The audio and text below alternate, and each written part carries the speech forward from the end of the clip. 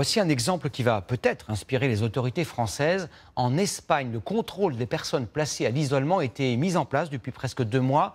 Après avoir constaté que de nombreux malades ne respectaient pas la quarantaine, les autorités ont autorisé la police à vérifier que les consignes étaient bien appliquées avec, pour les récalcitrants, des amendes. Reportage à Madrid, Laurent Aubaine et Rémi Cadoret. Au moindre doute, lors d'un contrôle aléatoire ou parce qu'ils ont un soupçon, les policiers madrilènes ont accès aux fichiers de l'Agence régionale de santé. Ici, l'isolement, quand on est malade, c'est 10 jours en chambre individuelle. Pareil pour les cas contacts. Lors d'une intervention, si une personne essaye de fuir ou bien si elle est nerveuse, on peut imaginer qu'elle cache quelque chose. Et peut-être qu'elle travaille alors qu'elle devrait être confinée. Le week-end dernier, nous avons eu des cas comme ça. Pour une fête ou sur dénonciation, l'adresse de l'immeuble suffit. Et dans l'instant, les policiers savent si une personne infectée habite ici. Ils peuvent ainsi intervenir immédiatement.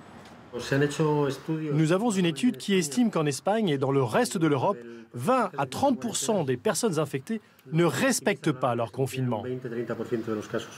Et les amendes sont lourdes, 600 € minimum, jusqu'à plusieurs dizaines de milliers d'euros en cas de récidive. Et un choix pour les Madrilènes entre santé et libertés individuelles. Si on partage les données avec mon accord, ça me va. Mais le gouvernement ne m'a pas demandé mon avis. Mais j'imagine que cette décision a été prise pour le bien commun. Je crois que les seuls qui devraient avoir accès à mes données, c'est le ministère de la Santé, pas la police. Et il y a aussi bien sûr la nécessité de sortir pour pouvoir aller travailler. Je n'ai aucune aide si je m'arrête de travailler. Et donc je ne saurais pas quoi faire. On a le choix entre mourir et mourir. Les autorités estiment que 500 personnes contaminées prendraient ainsi chaque semaine le métro pour aller travailler, faire leurs courses ou tout simplement aller faire du sport.